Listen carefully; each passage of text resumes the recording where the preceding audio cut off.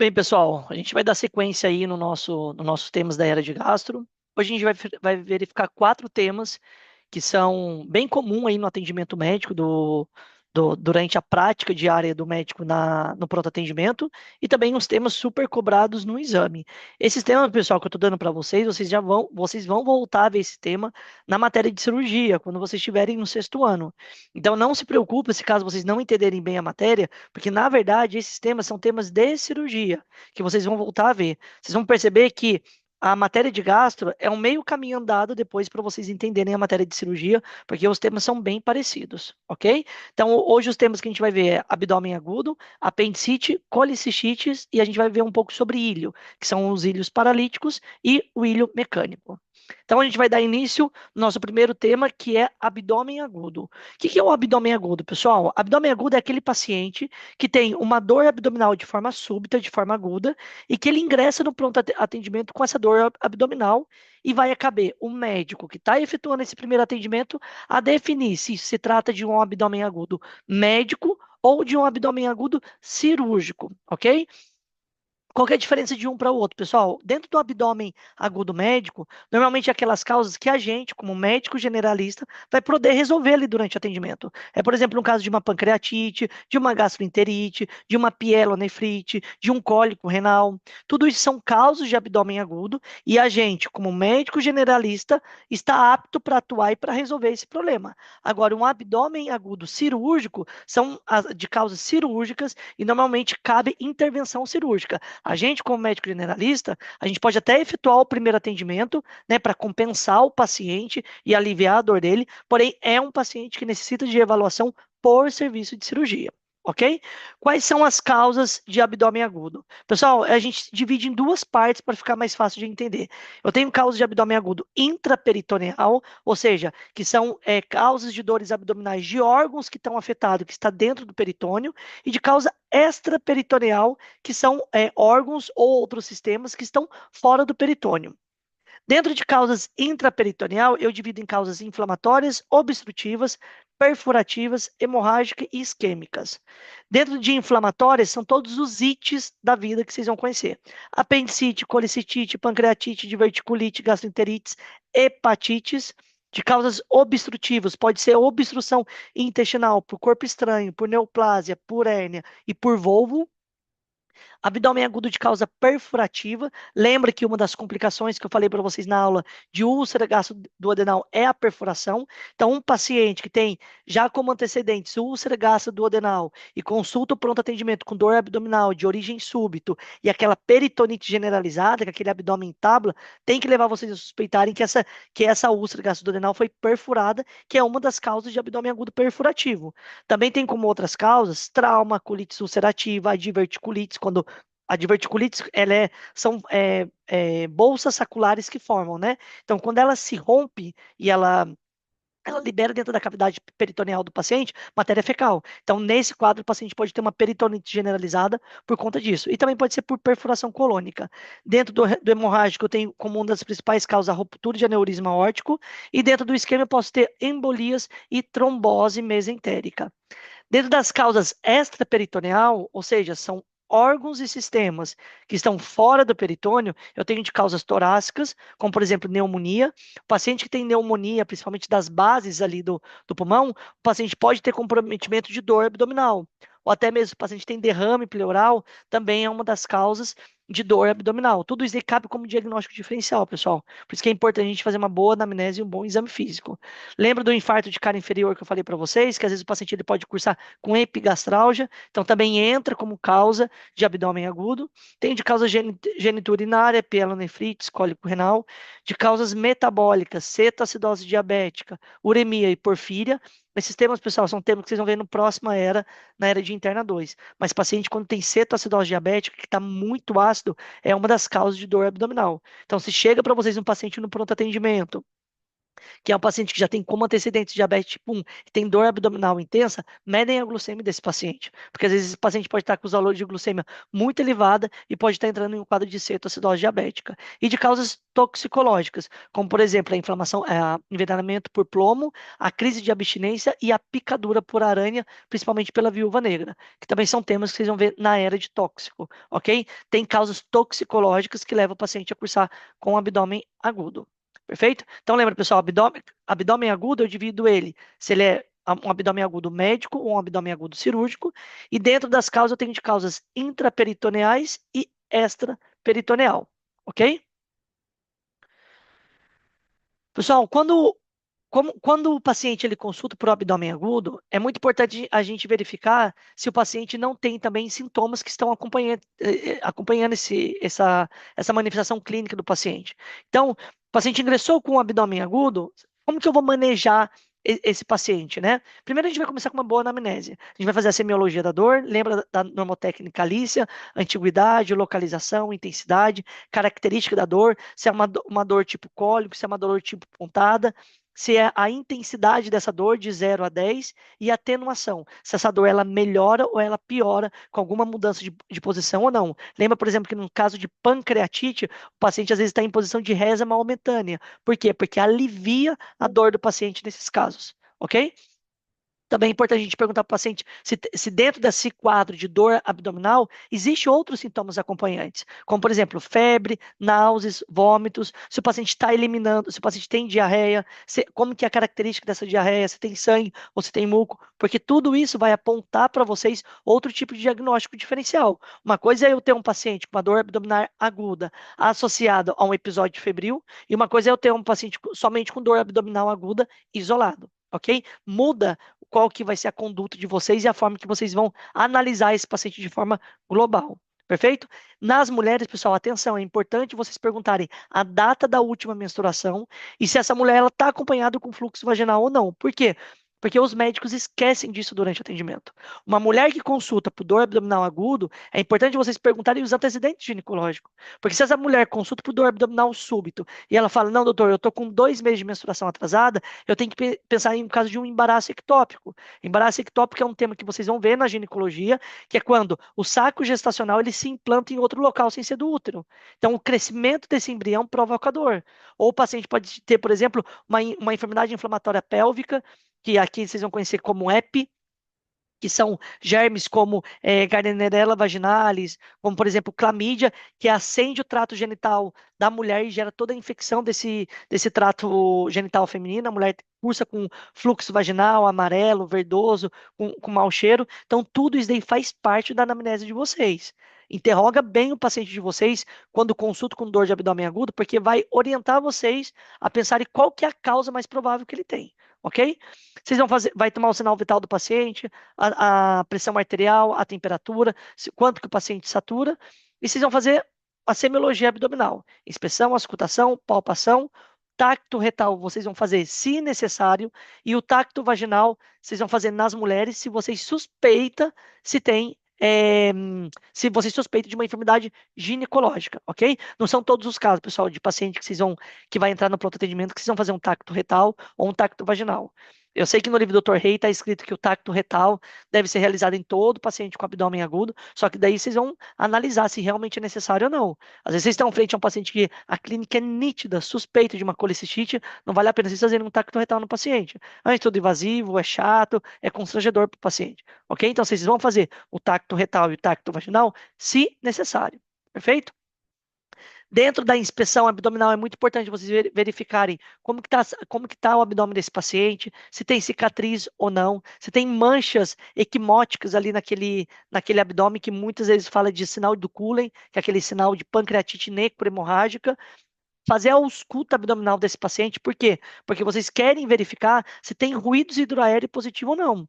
Uma coisa é vocês escutarem o abdômen do paciente ter ruídos hidroaéreos aumentados, que podem falar que eu estou frente a uma obstrução intestinal, por quê? Porque está tentando vencer aquela obstrução, então o ruído hidroaéreo ele aumenta durante as primeiras horas, depois vocês vão ver que chega um certo tempo que esse ruído hidroaéreo ele fica ausente, ou quando o ruído hidroaéreo ele está diminuído ou abolido. ok? Na palpação abdominal, o que vocês querem buscar é se o paciente tem defesa abdominal, né? Sinal de peritonite. E depois fazer as manobras semiológicas para verificar se tem colicistite, se tem uma apendicite, que são as manobras que a gente vai citar nos próximos temas. Perfeito? Então, frente a um paciente com abdômen agudo ou abdominal, vocês começam primeiro por uma boa anamnese, destrinche o paciente, pergunta a característica da dor, se tem sintomas acompanhantes ou não. Nas mulheres, perguntarem se quando foi a data da última menstruação, se tem fluxo vaginal que acompanha essa dor abdominal, como que é esse fluxo vaginal, a cor do fluxo, se é amarelo, se é verde, se tem mau cheiro, se não tem mau cheiro, se está acompanhado de sangue ou não. Tudo isso é muito importante durante a anamnese e a entrevista que vocês estão fazendo com o paciente ali durante um quadro de abdômen agudo. Perfeito?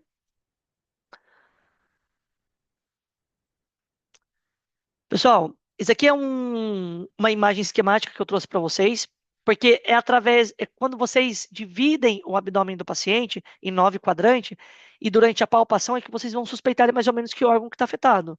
Então, eu tenho região hipocôndrio direito, epigástrico, hipocôndrio esquerdo, flanco direito, região mesogástrica e flanco esquerdo, região ilíaca direita, região hipogástrica e região ilíaca esquerda. De acordo com o quadro quadrante, pessoal, eu vou ter um órgão afetado. Então, se durante a palpação eu aperto a região epigástrica, o paciente sente dor, tem uma reação peritoneal durante a palpação, eu posso pensar em uma pancreatite, em uma gastrite, em uma colicitite, ok? Então, durante a anamnese, divide sempre o quadrante abdominal do paciente em 9 partes e fazem a palpação nos 9 quadrantes, porque mais ou menos de acordo com a palpação e a reação que o paciente tiver, vocês vão estar sugestivos a algum órgão que vai estar afetado. Ok?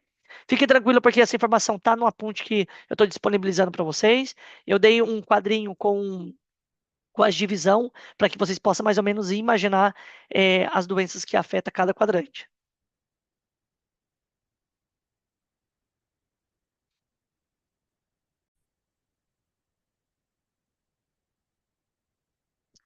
Bem, pessoal, aqui é um desenho esquemático que eu trouxe para vocês.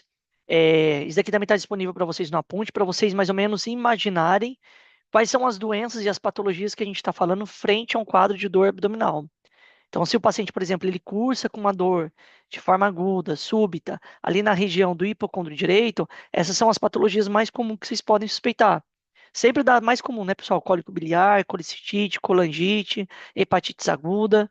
A mesma coisa para os outros quadrantes. Então, depois vocês dão uma olhada nisso daí com atenção, que através da semiologia e da anamnese que a gente vai conseguir suspeitar que tipo de doença eu estou pensando para esse paciente. E através disso, eu vou poder mais ou menos me orientar que tipo de estudos complementares eu posso solicitar. Se eu tenho um paciente com uma dor abdominal na região do hipocôndrio direito e o paciente está acompanhado com náuseas e vômitos e eu suspeito de uma colicistite, eu sei que um dos estudos de imagem que eu posso solicitar é uma ecografia hepatobiliopancreática, certo? Para mim verificar como que está a anatomia dessa vesícula, se a vesícula ela está dilatada, se ela está engrossada, se ela tem um lito ali no canal da vesícula biliar e se ela está inflamada ou não, certo? A mesma coisa. Se eu apalpo, por exemplo, a região da fossa ilíaca esquerda, é um paciente jovem que tem náuseas, vômitos e febre, e eu estou suspeitando de diverticulite, eu sei que um dos estudos que eu vou ter que solicitar é uma tomografia abdominal, para verificar se essa diverticulite é uma diverticulite complicada ou não, perfeito? Então, de acordo com o quadro, com cada quadrante, eu posso imaginar que tipo de doença está afetado. Por exemplo, aqui na região hipogástrica, o paciente pode ter o quadro de cistite, retenção urinária aguda, endometriose, que é uma enfermidade ginecológica que vocês também vão estudar. Então, cada quadrante afetado, de acordo com a semiologia ali do exame físico e com que eu me oriento o paciente, eu vou suspeitar de um tipo de dor, ok? De acordo com os estudos complementares que eu vou solicitar, vai depender. Ou seja, depende do que eu suspeito. Então, frente a um paciente com dor abdominal aguda, eu posso solicitar um laboratório, um hemograma, glucemia, ureia, creatinina, amilase, lipasa, se eu suspeito que eu estou frente a uma pancreatite, troponinas, se eu penso que eu estou frente a um infarto agudo do miocárdio, principalmente um IAN de cara inferior que gera aquela epigastralgia, eu peço beta-HCG, que é aquele hormônio da gravidez, em que casos? Em mulheres que consultam por dor abdominal associada ao atraso menstrual, eu tenho que pedir um beta-HCG, porque eu tenho que ver se eu estou frente a um embaraço ectópico ou não, e um sedimento urinário, se eu suspeito que o meu paciente tem um quadro de uma infecção urinária. Radiografia de tórax e abdômen. Por que de tórax e abdômen? Porque frente a um paciente com quadro de abdômen agudo, eu tenho que verificar se o paciente não está fazendo um quadro de neumoperitoneu.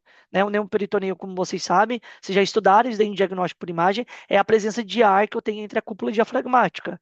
Então, frente a isso, eu suspeito que alguma víscera está perfurada. Aí esse paciente tem que fazer uma tomografia, ok? Também posso suspeitar a presença de obstrução intestinal. Olha o tamanho desse cólon aqui, como está dilatado.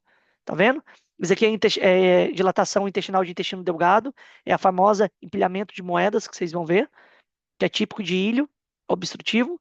Isso daqui é uma ecografia de vesícula biliar. Nesse caso, eu posso ver uma vesícula engrossada.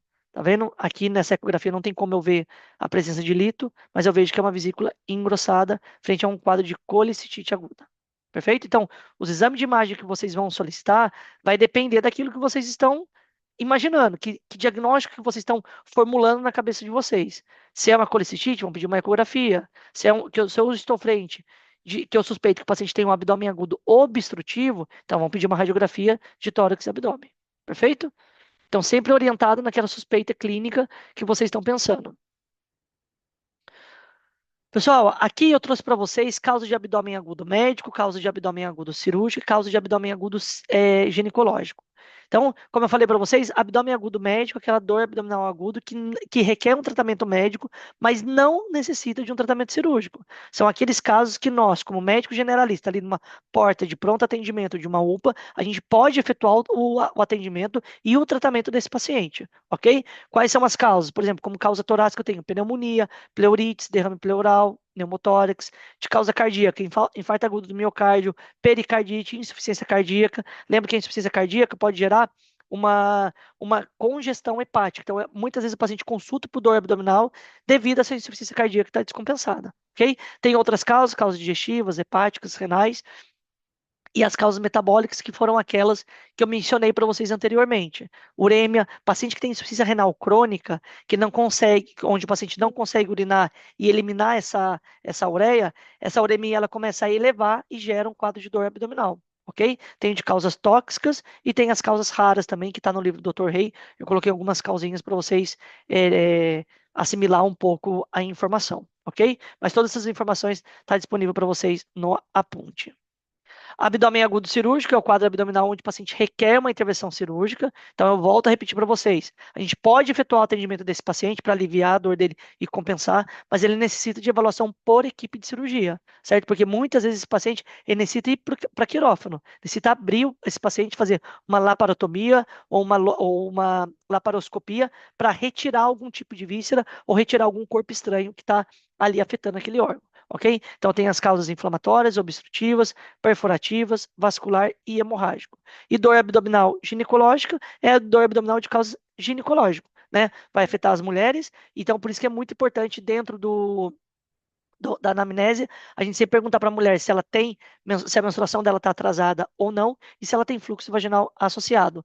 Dentro do abdômen agudo ginecológico, quais são os exemplos que eu trago para vocês? A enfermidade inflamatória pélvica, o embaraço ectópico, endometriose, mioma e carcinoma, ok? Existem outras causas? Existe torção ovárica, rompimento de quiste ovárico, mas isso são mais informações que vocês vão levar para a cursada de vocês de ginecologia, certo? Então lembra, estão frente ao paciente com abdômen agudo, vocês têm que pensar, é um abdômen agudo médico, é um abdômen agudo cirúrgico ou é um abdômen agudo ginecológico? Como é que vocês vão saberem disso? Através de uma boa anamnese e do exame físico que o paciente vai aportar para vocês ali no momento do atendimento. Ok?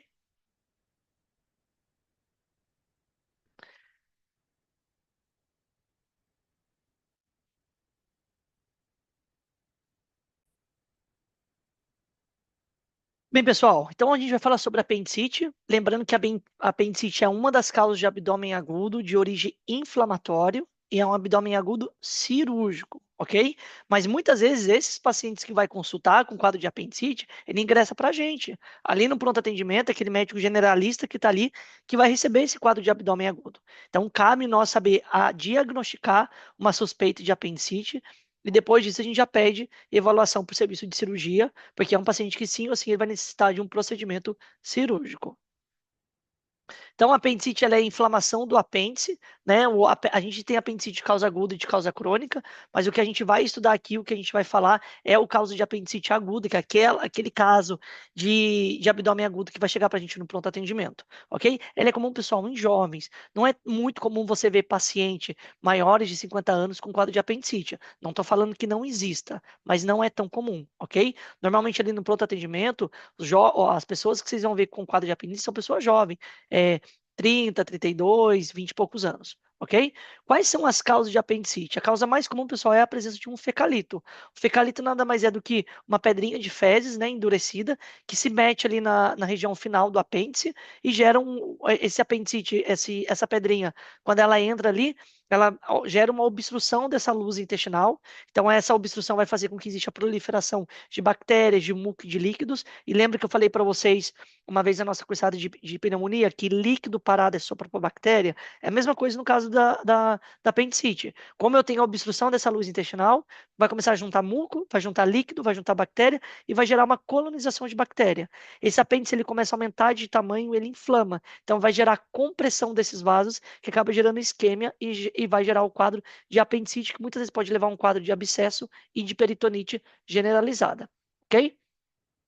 Quais são as manifestações clínicas que o paciente pode chegar para vocês ali no pronto atendimento com o quadro de apendicite? Normalmente o paciente tem a dor abdominal, pessoal, que é a cronologia de Murphy. O que é a cronologia de Murphy? É aquele paciente que ingressa com uma dor epigástrica, que logo depois descende para a região mesogástrica e depois desce para a fossa ilíaca direita, ok?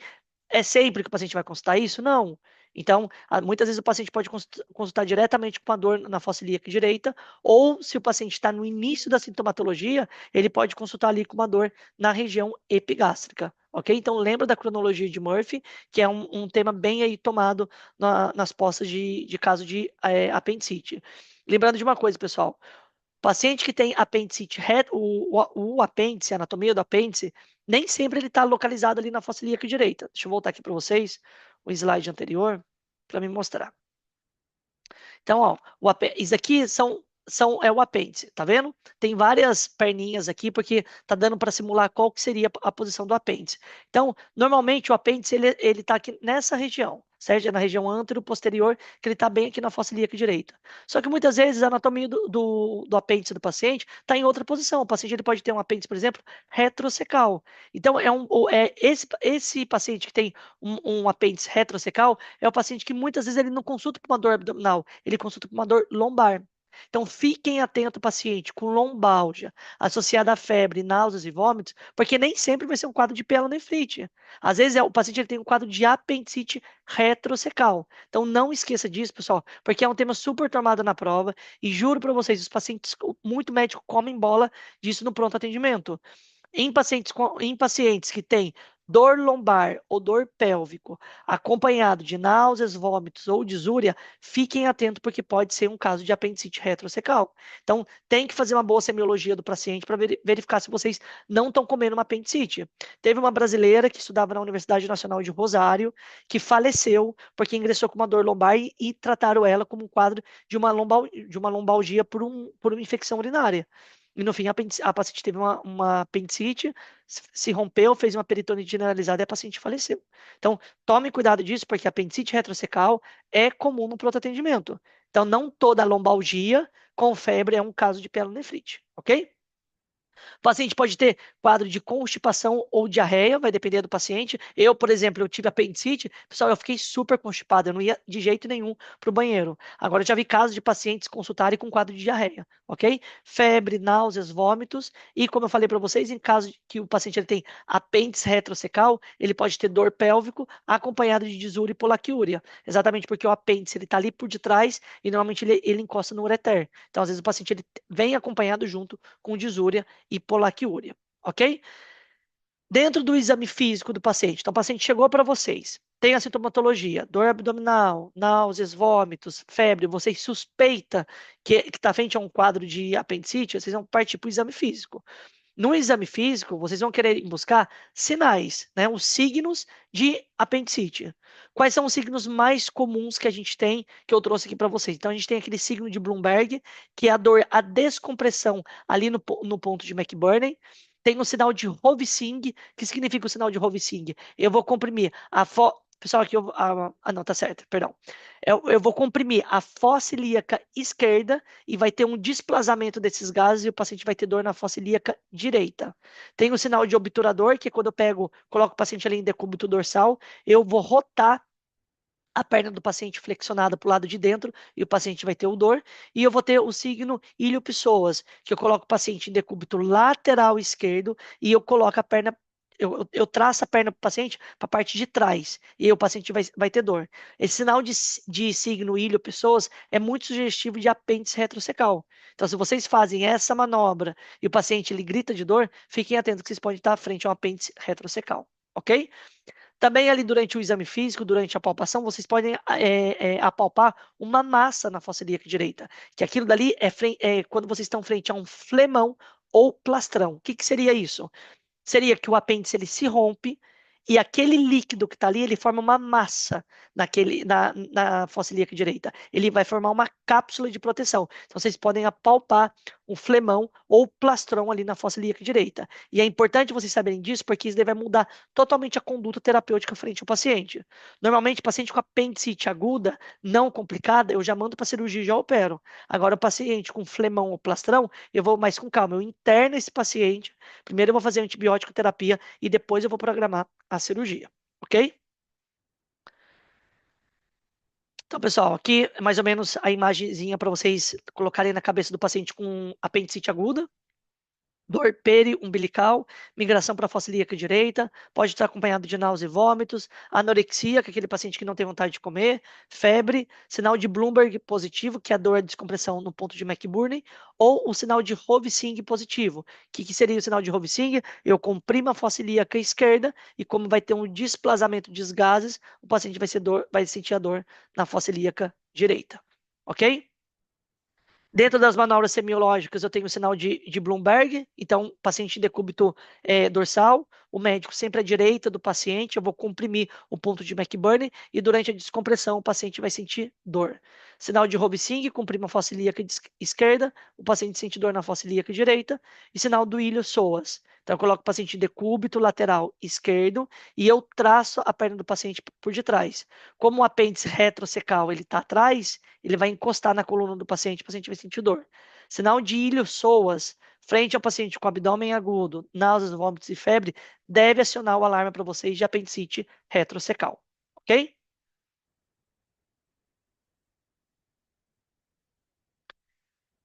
Perfeito, pessoal. A partir do momento que eu suspeito que o meu paciente ele tenha uma apendicite, como que eu devo prosseguir daqui em diante? Pessoal, o diagnóstico de apendicite é um diagnóstico clínico. Muitas vezes, através do exame físico, já consigo diagnosticar que é um apendicite, e muitas vezes os cirurgiões nem pedem exames complementares de imagem. De laboratório, sempre vocês vão pedir, mas de imagem, às vezes, os cirurgiões nem pedem, já mandam diretamente para a cirurgia, ok? Então, suspeito que o paciente tem apendicite, vocês vão solicitar pelo menos um laboratório. Hemograma, coagulograma, ureia, creatinina. Normalmente, no hemograma do paciente, vocês vão ter uma leucocitose com desvio à esquerda, e vocês podem pedir uma análise de urina para diagnóstico diferencial de ito. Às vezes o paciente ele tem dor ali na fossa ilíaca direita, mas é porque o paciente está com um quadro de uma cistite, que é a infecção da bexiga. Entendeu? Então, nem sempre a dor ali na fossa ilíaca direita vai ser um quadro de apendicite. Às vezes o paciente está frente a um quadro de infecção urinária. Agora, se vocês têm dúvida do diagnóstico, vocês podem solicitar um exame de imagem. Qual exame de imagem vocês podem solicitar? O estudo Gold Standard, padrão ouro, para o diagnóstico de apendicite é a tomografia de abdômen. Ok? Então, na tomografia de abdômen, eu posso observar ali um apêndice dilatado, distendido, engrossado, com líquido livre. A gente fala que é líquido periapendicular, ali naquela região do apêndice, ou pode até ver mesmo a presença de flemon ou plastron, que é aquela massa que vai formar uma coleção em volta do apêndice, ou então até a presença de coleções mesmo, que é a presença de líquido associado à massa. Ok? Posso solicitar também ecografia. Muitos lugares fazem ecografia ali da região apendicular para verificar se tem esse apêndice inflamado ou dilatado. Pessoal, vocês vão ouvir falar sobre o score de Alvarado, ok? Pode ser que isso daí vocês não vai estar citado no livro do Dr. Rey, mas o score de Alvarado é muito utilizado pela terminologia da cirurgia. O score de Alvarado, ele é como se fosse o score de Wells, que a gente viu para o paciente com tromboembolismo pulmonar. Ele é um score que ele vai me dar a probabilidade, de acordo com as pontagens, se o paciente ele tem apendicite ou não. Então, ali durante o exame de vocês, durante a prova de vocês, se vocês estão frente à prova oral, eles perguntam para vocês do score de Alvarado, vocês vão saber que o score de Alvarado vai dar para vocês a probabilidade do paciente ter apendicite ou não.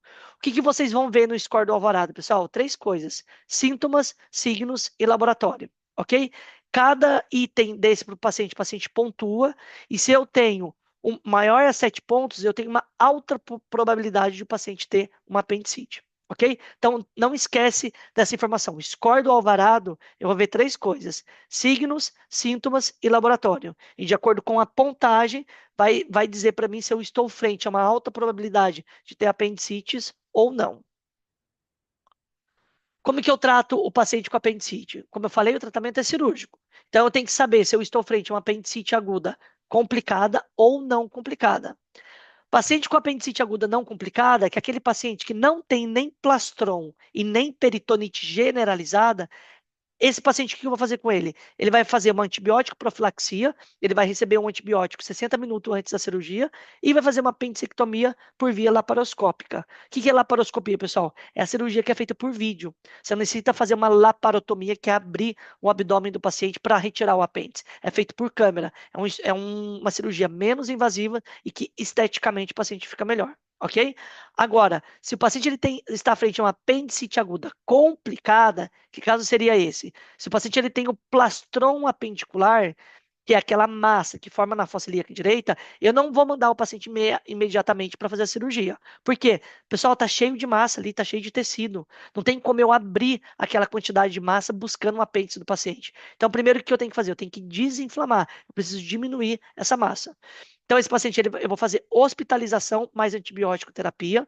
E no intervalo de 3 a 6 meses, depois que o paciente recebe o antibiótico, é quando eu vou programar a cirurgia. Isso aí se chama apendicectomia de intervalo. Ok? Então, vocês estão frente ao paciente com plastron ou flemon, vocês vão hospitalizar, vocês vão fazer antibiótico profilaxia e vocês vão programar a apendicectomia por um intervalo de 3 a 6 meses. Ok? Agora, se o paciente está frente a uma apendicite aguda, mas é uma apendicite aguda complicada, com inestabilidade hemodinâmica, que é aquele paciente que já fez uma peritonite generalizada, rompeu o apêndice, liberou matéria fecal por toda a cavidade abdominal, esse paciente sim ou sim já tem critério diretamente de subir para o centro cirúrgico. Eu tenho que abrir o abdômen desse paciente, eu vou lavar todinho o abdômen dele com solução fisiológica, vou iniciar a antibiótico profilaxia, a antibiótico terapia e vou fazer a apendicectomia por laparotomia. Ok? Então, eu abro o abdômen do paciente e retiro o apêndice. Perfeito? Então, tratamento vai depender. Se é uma apendicite aguda não complicada, eu vou fazer antibiótico profilaxia 60 minutos antes da cirurgia, mais apendicectomia por via laparoscópica.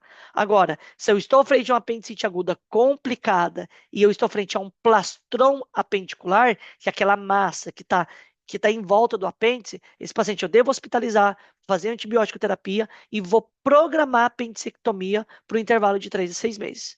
Agora, se eu estou frente a um paciente com uma peritonite generalizada, esse paciente eu vou fazer a correção volêmica, porque muitas vezes esse paciente pode entrar em quadro de choque séptico, que foi um dos temas que a gente já viu em cardio, faço antibiótico terapia e o paciente já vai subir para cirurgia. Ok?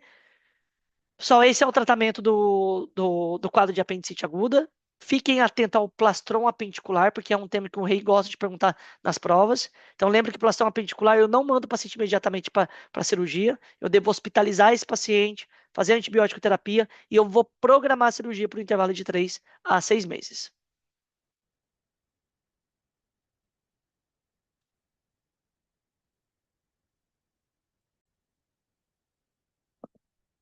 Bem, pessoal, agora a gente vai ver o tema de diverticulites. Diverticulites também, que é um quadro de abdômen agudo de origem inflamatória, é um abdômen agudo cirúrgico, né? Pessoal, fiquem atentos porque existe uma diferença entre divertículos e diverticulites. Vocês vão escutar muito falar que tem paciente que tem diverticulose, né? Os divertículos, eles são invaginações saculares da parede intestinal, né? Que são essas imagens aqui que você pode ver, em vagina, formam umas bolsinhas de invaginação e aqui dentro pode meter uma semente, um alimento e inflamar. E quando inflama, eu tenho um quadro de diverticulites, ok? Então, um quadro é um paciente, uma coisa é o paciente ter divertículos e uma coisa é o paciente ter diverticulites. O divertículos é a formação ali da bolsinha, né, essa invaginação sacular que o paciente vai ter na parede intestinal. Agora, quando essa bolsinha ela se inflama, é quando o paciente vai ter o quadro de diverticulites, ok? Então, pessoal, como eu falei para vocês, divertículos são invaginações saculares da parede intestinal, né? São normalmente a quais pacientes que eu vou ver com quadro de diverticulite? Pacientes mais velhos, pacientes de 50, 60 anos, ok? Então, eu tenho aqui as invaginações intestinais, que vai formar nesse colo, e a partir do momento em que se mete alguma coisa dentro dessa invaginação, o paciente vai ter o quadro de diverticulites, ok? Então, olha aqui para vocês verem nessa imagem. Aqui eu tenho um divertículo, que é essa bolsinha sacular que se forma na parede do intestino, e aqui dentro se meteu algum alimento, alguma semente, ou até mesmo as próprias fezes, e gerou um quadro de diverticulites, que é inflamação. Ok? Então fiquem atentos, porque às vezes o Dr. Reis sempre gosta de perguntar qual que é a diferença de divertículos para diverticulites. Saibam disso. Aqui nessa imagem aqui que vocês podem ver é uma videocolonoscopia, né, com preparo intestinal. Aqui o paciente foi preparado para fazer esse estudo. E aqui o que eu posso ver são divertículos. Eu tenho invaginação dessa parede intestinal. Ok? Como que o paciente vai apresentar com o quadro de diverticulites? É aquele paciente, pessoal, que o paciente ele vai consultar normalmente por dor em fossa ilíaca esquerda ou flanco esquerdo, que pode vir acompanhado de cólicos, de náuseas, de vômitos, ok? O paciente pode ter febre, não é algo tão comum de aparecer, mas o paciente pode vir apresentar. E o paciente pode ter quadro de proctorragia ou hematoquécia. Em que casos? Em que casos onde o paciente tem sangramento diverticular. Quando ocorre a invaginação desses divertículos, deixa eu voltar aqui na imagem para vocês verem.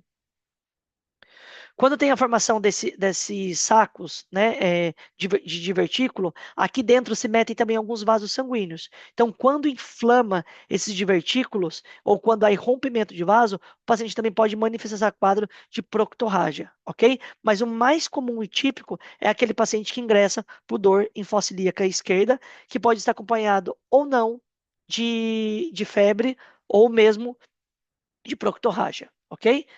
Mas o mais comum que eu quero que vocês levem para a prova é o típico de dor. Dor em fossa ilíaca direita tem que levar vocês a pensarem em, em apendicite. E dor em fossa ilíaca esquerda tem que levar vocês a pensarem em diverticulites, ok?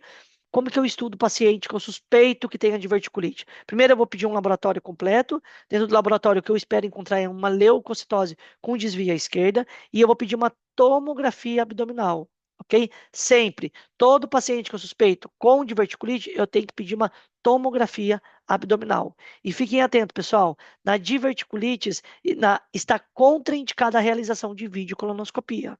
Ok? Leva essa informação para a prova, porque sempre é erro de aluno. Paciente com divertículos, eu posso pedir a videocolonoscopia, não tem nenhum problema. Mas se o paciente tem diverticulites, a videocolonoscopia está contraindicada, porque quando eu faço uma videocolonoscopia, eu tenho que meter ar dentro do paciente para distender esse colo e eu poder entrar com a câmera. Então, se o paciente tem diverticulite, está inflamado esse colo, tem um risco de romper essa diverticulite e o paciente fazer um quadro de uma peritonite, porque vai liberar matéria fecal dentro dessa cavidade abdominal. Então, lembre disso, na diverticulite está contraindicada a videocolonoscopia. O que eu vou solicitar? Uma tomografia de abdômen. Então, o que vocês podem ver aqui nessa imagem? Ó, é uma tomografia de abdômen e eu tenho várias formações aqui de bolsinhas na parede do intestino. Ok? Isso aqui são os divertículos colônicos. Ok? Quando eu peço a tomografia de abdômen, pessoal, por que eu peço? Porque eu quero saber a classificação de Hint, ok? É através da classificação de Hint, que é um critério tomográfico, que eu vou definir qual que vai ser a conduta com esse paciente. Precisa saber de cada um? Não, não precisa. Eles não vão tomar de vocês na prova. Mas lembra que para vocês estão frente ao paciente com diverticulite. Como é que vocês vão tratar? Vai depender da tomografia. Porque é através da classificação de Hint, que é um critério tomográfico, que vai guiar os médicos quanto ao tratamento que vocês vão dar para esse paciente. Então, dentro da classificação de Hint, eu tenho etapa 0, 1, 2, 3 e 4. A etapa 0 é aquele paciente que normalmente não tem abscesso e não tem peritonite. Na etapa 1, é o paciente que tem diverticulite com um abscesso pericolônico. Na etapa 2, é o paciente com diverticulite com abscesso à distância, normalmente é um abscesso pélvico. Na etapa 3, é o paciente com peritonite purulenta. E etapa 4, perdão, na etapa 4, pessoal, aqui na verdade saiu errado, mas na etapa 4 o paciente tem uma peritonite fecalóide. Então lembra, etapa 1 e etapa 2 é o paciente com abscesso. Abscesso, abscesso. E etapa 3 e etapa 4 é o paciente com peritonite. Perfeito? Através disso vai mudar a minha conduta terapêutica. Uma coisa é eu ter um paciente com diverticulite não complicado, ou seja, não tem nada, que é aquele paciente com etapa 0. Uma coisa é eu ter um paciente com peritonite e abscesso. E uma coisa é eu ter um paciente com diverticulite e peritonite. Ok? Então, através disso, vai mudar o meu critério de como eu vou dar seguimento a esse paciente. Perfeito? Então, lembra, estou frente a um paciente com suspeita de diverticulite, que estudo que eu tenho que solicitar? Uma tomografia de abdômen. Porque eu quero saber a classificação de Hint.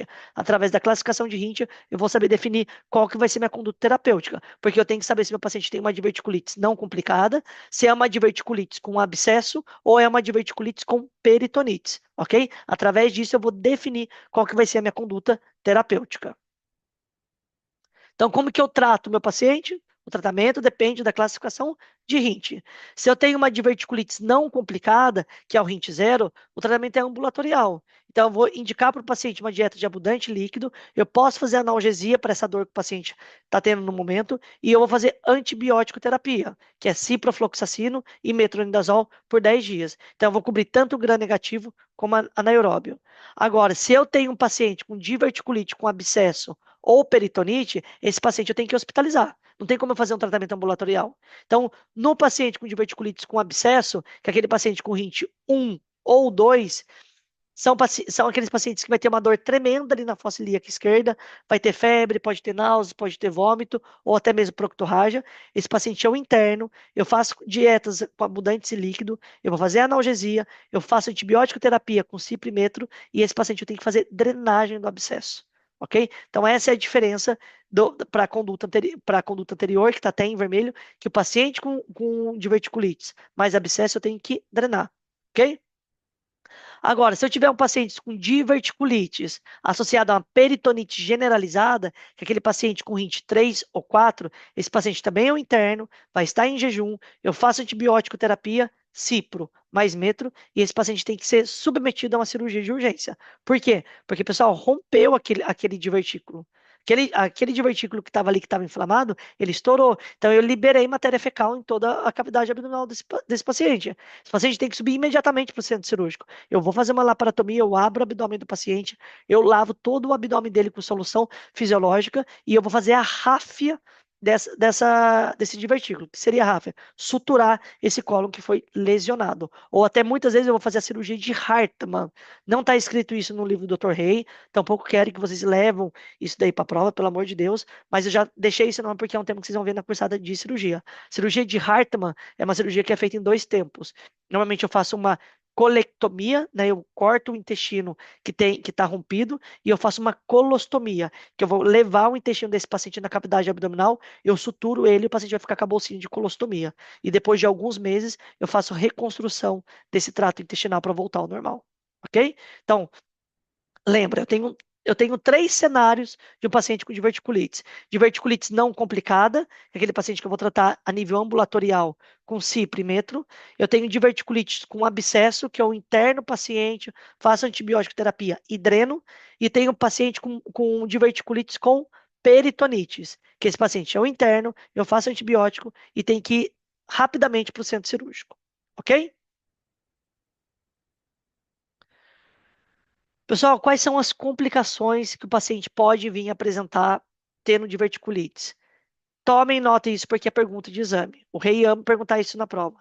A complicação mais comum da colecistite são a formação de fístulas, ok? Então, o paciente ele pode ter fístula colo-vesical. O que é uma fístula, pessoal? É a comunicação de duas cavidades.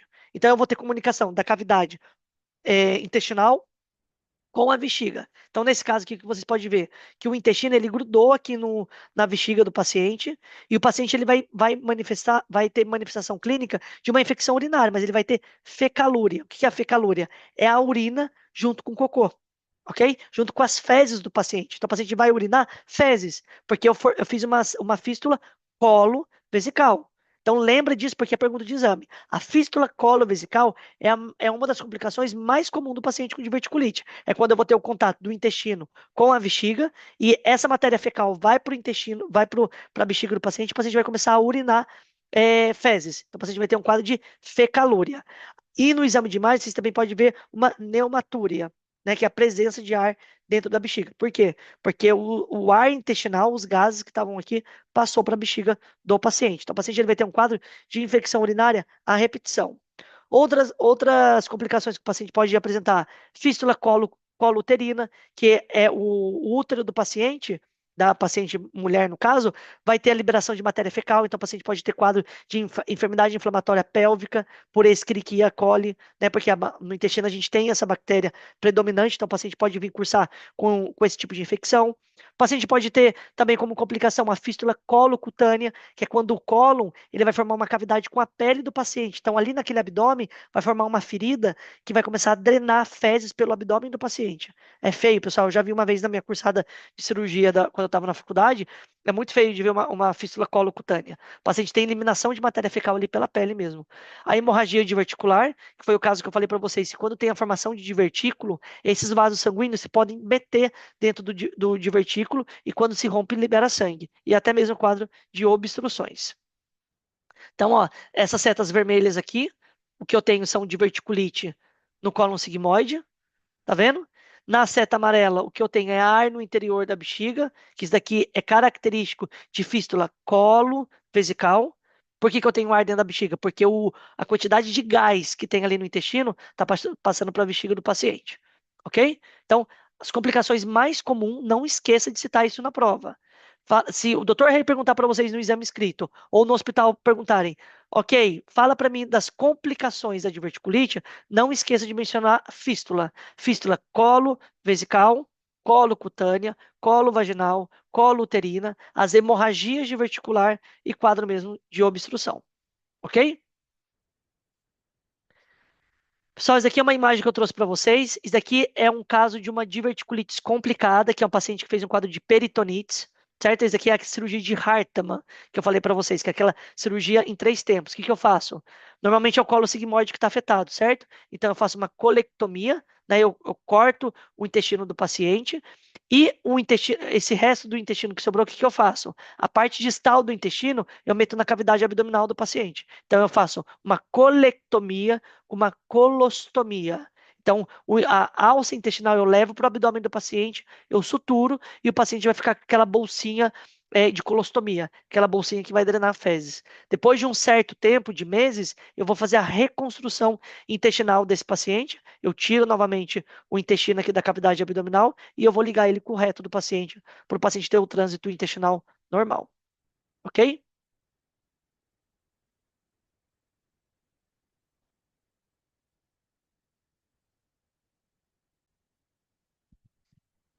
Bem, pessoal, agora a gente vai falar sobre ilho. Ilho foi um dos temas que vocês já viram na matéria de semiologia, né? Então a gente vai voltar a retomar um pouco com mais detalhes sobre o tema de ilho na matéria de medicina interna. O que que é o ilho, pessoal? O ilho nada mais é do que a parálise do trânsito intestinal. E eu posso classificar o ilho de duas formas. Ilho paralítico, que é aquele paciente que vai ter um quadro de parálise intestinal, mas não é devido a um fator de obstrutivo, é devido a uma parálise intestinal que pode ser por causas peritoneais, por dor, por reflexo, ou até mesmo por uso de drogas. E eu tenho o ilho mecânico ou o ilho obstrutivo, que é aquela parálise intestinal devido à obstrução. Ok? E dentro do ilho mecânico obstrutivo, eu posso subdividir ele em obstrução alta e obstrução baixa. O que que significa isso? A obstrução alta, pessoal, é quando a obstrução ela se assenta ali no intestino delgado. Então, ela vai afetar o duodeno, ou o jejúleo, ou o ilho. E quando eu falo de obstrução baixa, eu falo de obstrução do cólon. Então, normalmente são obstruções que ocorrem depois da válvula iliocecal, ok? Então, fique atento a isso, porque normalmente o paciente ele vai cursar com sintomatologia diferente. Por exemplo, paciente que tem obstrução intestinal alta, que é intestino delgado, paciente ele vai cursar com a distensão abdominal, mas também o paciente vai ter vômito de tipo alimentício, porque o alimento ele não conseguiu passar ali pela válvula iliocecal e chegar até o intestino grosso para ter a formação das fezes, ok? Então o paciente vai ter um vômito de tipo alimentício. Agora, quando eu tenho uma obstrução baixa, que é aquela obstrução que afeta todo o trato colônico, e é quando eu tenho uma válvula iliocecal incompetente, porque a válvula iliocecal ela tem uma pressão, né? Que faz com que evita que as fezes elas saem do colo e voltam novamente para o intestino delgado, faz aquele refluxo. Quando eu tenho uma obstrução colônica e eu tenho uma deficiência dessa válvula iliocecal, o paciente tem regurgitação das fezes. Então as fezes ela vai voltar para o intestino delgado, ela passa pelo estômago do paciente e o paciente vai ter vômito fecaloide, entendeu? Então fiquem atentos a isso, porque a clínica do paciente vai ser muito sugestivo. Se chega para vocês um paciente com distensão abdominal e vômito fecaloide e fala, doutor, o meu vômito ele tá cheirando muito mal, tá cheirando cocô. O que que vocês têm que pensar nisso, pessoal? Está frente a um quadro de obstrução baixa, ok?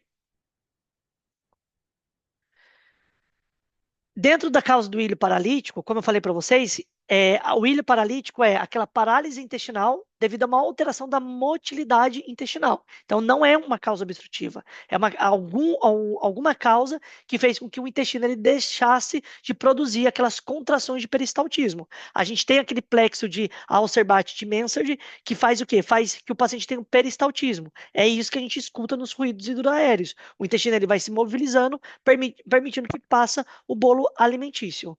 Quais são as causas que podem fazer com que eu tenha alteração da motilidade intestinal? Pode ser por uma peritonite, pode ser em paciente que tem um quadro pós-operatório. Normalmente, paciente que tem alguma cirurgia na cavidade abdominal, o paciente normalmente fica sem ir ao banho, normalmente por 3 a 5 dias, sem eliminar a matéria fecal. Então, é esperado esses quadros de ilho paralítico devido à manipulação ali das asas intestinais que gera um processo irritativo. Pode ser de causa vascular, como por exemplo as isquêmias mesentéricas, de causa metabólica, acidose metabólica, uremia, hipocalcemia, por drogas, paciente que faz uso de opiáceos, vocês já viram isso na matéria de terapêutica, paciente que faz uso de opiáceo, como por exemplo morfina, tramadol, oxicodona, todos esses opioides geram parálise intestinal no paciente.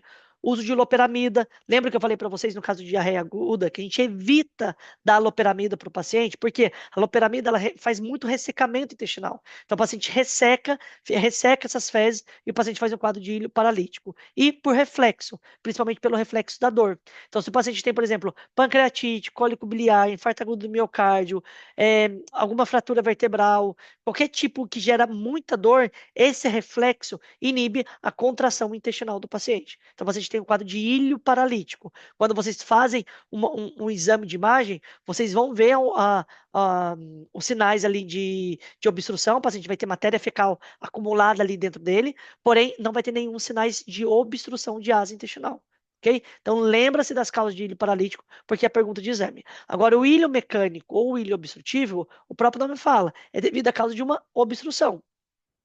Quais são as causas mais comuns que eu tenho? Eu tenho os fecalomas, né, que são típicos dos vozinhos, dos idosos. O paciente, com o passar do tempo, vai perdendo essa motilidade intestinal. Então, vai formando essa matéria fecal dentro da cavidade intestinal do paciente e o paciente tem um quadro de ilho obstrutivo. Também pode ser por bridas ou aderências, que é a causa mais comum de ilho obstrutivo. O que significa ilhos ou aderência, pessoal?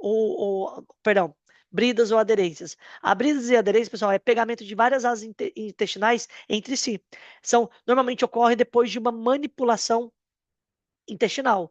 Então, durante a semiologia do paciente de vocês, é muito importante vocês fazerem a inspeção abdominal. Por quê? Se o paciente tem alguma cicatriz no abdômen, por uma colecistite, por uma apendicite, com o passar dos anos, o paciente pode vir apresentar um quadro de bridas ou aderência, que é o pegamento de várias asas intestinais na outra, isso vai gerar um quadro obstrutivo. Por isso que frente ao paciente com quadro de abdômen agudo obstrutivo e o paciente tem uma cicatriz no abdômen, vocês podem suspeitar que vocês estão frente a um caso de bridas ou aderência. Pode ser também por causa de corpo estranho, por hérnias, por neoplásia e até mesmo por parásita intestinal, que é o caso do ascaris lumbricoide. Quando o paciente ele tem parasitose intestinal por ascaris lumbricoide, a primeira terapêutica que os cirurgiões vai fazer é dar óleo mineral para o paciente. Então, vai dar óleo mineral com o objetivo de que o paciente elimine o óleo, com o óleo mineral esses parásitos. Agora, se com isso não melhora e o paciente segue com quadro obstrutivo, esse paciente já tem que fazer uma manipulação cirúrgica, ok? Pessoal, isso daqui são bridas e aderências, tá vendo? Então, vocês têm aqui a asa intestinal, que tem uma asa intestinal pegada com a outra, então isso aqui são as aderências que se formam. Normalmente isso aqui acontece em pacientes que já teve alguma manipulação no abdômen. Volto a repetir para vocês, fiquem atentos à semiologia na inspeção abdominal. Se o paciente tem cicatriz abdominal porque fez uma histerectomia, que é a retirada do útero, ou o paciente fez uma colistectomia, retirada da vesícula, ou fez apendicectomia, retirada do apêndice, e o paciente apresenta quadro de abdômen agudo obstrutivo, fiquem atentos porque o paciente pode estar frente a um quadro de bridas ou aderência, ok? Essa imagem aqui, pessoal, é o paciente com uma hérnia umbilical imensa. Isso daqui que vocês estão vendo no abdômen do paciente é uma hérnia incisional. Provavelmente é um paciente que ele já tem aqui uma incisão, alguma cirurgia abdominal que ele fez, e essa cicatriz pro lado de dentro se abriu e as asas intestinal veio parar aqui na cavidade abdominal do paciente. Não está no peritônio. O peritônio não está segurando essas asas. Por isso que isso daqui é uma hérnia incisional, porque saiu pela incisão do paciente. É um tema também que vocês vão ver em cirurgia. Só trouxe aqui exemplo para vocês familiarizarem com o tema de ilho obstrutivo. Então, ilho obstrutivo é devido à obstrução intestinal. O alimento não vai passar, ok? Qual que é a manifestação clínica do paciente? Então, o paciente vai ter dor e distensão abdominal, vocês vão ver aquele abdômen globoso, distendido. O paciente vai apresentar quadro de vômitos e é muito importante vocês saberem a característica do vômito. Volto a repetir, igual eu expliquei para vocês anteriormente. De acordo com a característica do vômito, eu vou suspeitar se eu estou frente a uma obstrução alta ou obstrução baixa. Na obstrução alta, que é aquela obstrução que vai assentar no duodeno, o paciente vai ter vômitos de tipo alimentício e biliosos. Por quê? Porque não deu tempo ainda de formar matéria fecal. Agora, se eu tenho uma obstrução baixa, ou seja, intestino grosso, onde a válvula iliocecal é incompetente, ela não consegue segurar as fezes, essa fezes vai regurgitar por todo o intestino delgado do paciente, vai para o estômago, o paciente vai vomitar, vai ter vômitos fecaloides, ok? Então fiquem atentos a isso. A clínica do paciente vai ter dor abdominal, distensão, o paciente vai ter vômitos, ou vômitos pode ser de tipo alimentício ou tipo fecaloide, vai depender de onde está sentado esse tipo de obstrução. O paciente vai ter ausência de eliminação de gases. Então, é muito importante, durante a anamnese, você perguntar para o paciente se ele está eliminando gases ou não, porque se ele está obstruído, não passa matéria fecal, mas tampouco vai passar gases, ok? O paciente pode ter quadro de hipovolemia e choque hipovolêmico, por quê? Pela formação de terceiro espaço, e o paciente pode ter um quadro séptico. Se é um paciente que demora muito tempo para ser atendido, essas bactérias do intestino, ela pode fazer translocação bacteriana. Então, as asas intestinal toda distendida, vai fazer com que essas bactérias disseminem pela cavidade abdominal e o paciente tenha um quadro de sepse. Dentro da semiologia, pessoal, fiquem atentos a isso. O Dr. Rei já foi professor de semiologia e é coisa que ele gosta de perguntar no exame. Então, não esqueça. Sempre que vocês verem um tema, olha bem a semiologia. Porque se vocês caem com o Dr. Rei, seja na prova final ou mesmo na prova oral, ele gosta de perguntar bastante coisa de semiologia. Como que é a semiologia do ilho paralítico? Então, lembra que eu falei? O ilho paralítico é a parálise intestinal devido a algum problema na motilidade intestinal. Não tem nada a ver com o processo de obstrução. O que eu vou ter ali é a ausência de ruído hidroaéreo. Meu intestino não movimenta, ele está paralisado. Por isso que chama ilho paralítico. Agora, no ilho obstrutivo ou ilho mecânico, que são sinônimos, como que vai ser minha semiologia? Então, eu vou ter a distensão da cavidade abdominal, ali na percussão eu vou ter um abdômen timpânico na percussão, ou até mesmo mate, devido à quantidade de matéria fecal. E no início, a minha auscultação, eu vou ter um aumento de ruídos hidroaéreos, aqueles ruídos de luta. Por quê? Porque o meu intestino está forçando o movimento para tentar vencer aquela obstrução. Só que depois de algumas horas, depois de 12 horas, tentando vencer a obstrução, o paciente vai ter um quadro silencioso. Então, é que vai ser impossível vocês diferenciarem se é um ilho paralítico ou um ilho mecânico. Ok? Como que eu estudo um paciente com um quadro clínico de ilho, né? Seja um ilho paralítico ou um ilho mecânico. Então, primeiro eu vou pedir um laboratório completo para o paciente, vou pedir uma radiografia de abdômen simples, ok? E fiquem atentos a isso, porque já foi pergunta da prova. que vocês podem observar na radiografia abdominal de um paciente com ilho? Então, vai depender. Se vocês estão frente a um ilho, de uma obstrução de intestino delgado, ou seja, uma obstrução alta, o que vocês vão ter na imagem é aquela formação de pila e moneda.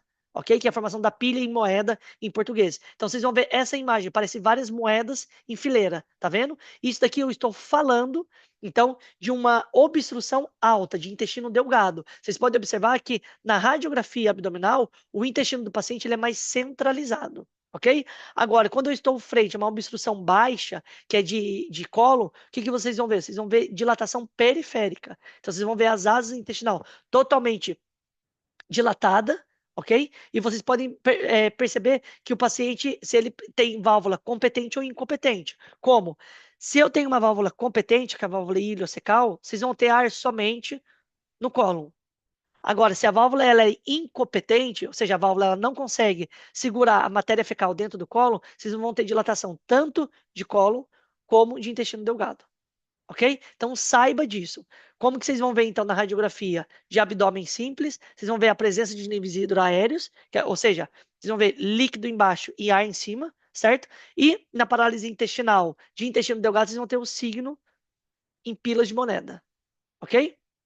Outro estudo que vocês podem solicitar de imagem é a tomografia de abdômen, que é um estudo mais fidedigno, que a gente consegue verificar qual que é a causa dessa obstrução. Se é por um corpo estranho, se é uma massa que tem ali, ok? Mas de início, chegou para vocês um paciente com dor abdominal e vocês suspeitam que é um abdômen agudo obstrutivo, a primeira coisa que vocês vão fazer é solicitar uma radiografia de tórax e abdômen, os dois juntos. Por que de tórax? Porque se o paciente tem alguma asa intestinal perfurada e fez um quadro de pneumoperitoneio, vocês vão ver ali pela radiografia do tórax do paciente, ok? E lembra no exame, para a prova, como que vocês vão diferenciar uma obstrução alta e baixa através da radiografia, ok? Como que vocês vão tratar o paciente com ilho, seja ele paralítico ou obstrutivo? Vocês vão internar o paciente vai ficar em jejum durante esse quadro de obstrução. Vocês vão fazer um plano de hidratação parenteral, que nada mais é de que corresponde a vocês colocarem volume nesse paciente, porque esses pacientes eles têm tendência a fazer muito vômito à repetição. Então, o paciente está perdendo líquido, ele está perdendo eletrolitos, está perdendo potássio, sódio. Então, a gente vai fazer um plano de hidratação parenteral com solução fisiológica ou ringer lactato, que são os cristalóides, que vai dar o aporte de líquido para o paciente que ele está perdendo, além de dar os aportes eletrolíticos que ele está perdendo pelo vômito. E todo paciente com quadro de obstrução intestinal ou de ilho paralítico, vocês vão colocar uma sonda nasogástrica. Não esqueça disso, está até em vermelho para vocês não esquecerem. Por que vocês vão colocar uma sonda nasogástrica? Vocês vão colocar uma sonda nasogástrica porque vocês vão fazer descompressão desse estômago. O intestino do paciente está tão dilatado, tem tanto ar e matéria fecal ali dentro, que vocês vão passar uma sonda nasogástrica no paciente com a finalidade de descomprimir esse estômago, de diminuir essa distensão abdominal do paciente. E ademais, vocês vão iniciar a antibiótico terapia, ceftriaxona e metronidazol. Por quê? Para evitar a translocação bacteriana e causar sepsia no paciente. Então, se o paciente tem o intestino muito dilatado, essa bactéria tende a ultrapassar a parede intestinal e disseminar pela cavidade peritoneal. Então, o paciente pode fazer um quadro de PBE, que é peritonite bacteriana espontânea, que é um dos quadros que a gente vai falar na próxima aula. Ok? E sempre tratar a causa. Se a causa é por um processo obstrutivo, por um tumor de cólon, eu vou ter que operar esse cólon, certo? Eu vou fazer uma hemicolectomia, eu vou fazer uma cirurgia de Hartmann, certo? Ou se o meu paciente ele tem uma obstrução, porque é de causa metabólica, por exemplo, uma hipocalemia ou uma hipocalcemia, eu vou repor o eletrolito que está em déficit. Ok? Então, sempre tratar a causa. Eu vou internar o paciente, eu coloco sonda nasogástrica para descomprimir esse estômago, eu inicio a antibiótico terapia e eu trato a causa do paciente. Ok? De causas obstrutivas, obviamente vai precisar de intervenção cirúrgica, então o cirurgião vai evaluar e vai verificar a necessidade de fazer uma laparotomia ou laparoscopia. Ok? Pessoal, fica tranquilo porque no apunte que eu estou disponibilizando para vocês está bem detalhadinho cada assunto. Isso aqui é só uma aula, né, para me explicar para vocês o início desse assunto, mas dentro do apunte está bem explicadinho, patologia por patologia, sintomatologia por sintomatologia. Ok? Então, chegou para vocês um paciente, Doutor, tô com uma dor abdominal tremendo, não posso ir ao banho. Já faz 3 dias ou 4 dias que eu não vou ao banheiro. E o paciente fala para vocês que tem um ritmo intestinal diariamente e não está eliminando matéria fecal. E além que está associado com vômitos, sejam vômitos de tipo alimentício ou fecaloide, vocês têm que pensar que vocês estão frente a um paciente com um abdômen agudo obstrutivo, ok? Então, lembra que dentro do ilho, você tem ilho paralítico, que é não obstrutivo, e ilho obstrutivo, ok? Que muitas vezes é o quadro de abdômen agudo que vai chegar para vocês ali no pronto atendimento. Ok, pessoal? Pessoal, muito obrigado pela atenção. Qualquer dúvida e consulta, estou à disposição. Bons estudos.